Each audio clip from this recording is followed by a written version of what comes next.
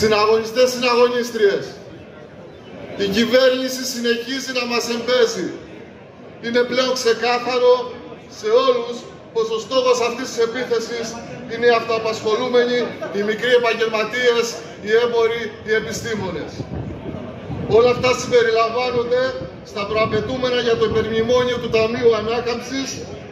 Το ίδιο το ΔΝΤ μάλιστα στην πρόσφατη έκθεσή του για την οικονομία της Ελλάδας επικροτεί ως σημαντικές και ευπρόσδεκτες τις στοχευμένες μεταρρυθμίσεις της κυβέρνησης για τους αυτοαπασχολούμενους. Δεν είναι τυχαίο ότι όπου κι αν βρεθούν διακηρύττουν πως όλοι εμείς είμαστε μειονέκτημα και διαρθρωτικό πρόβλημα της ελληνικής οικονομίας. Συνεχίζουμε δυναμικά τον αγώνα μας, ώστε να ακυρώσουμε μια και καλή τα σχέδια της κυβέρνησης για τη νέα φοροεπιδρομή στους μικρούς επαγγελματίες.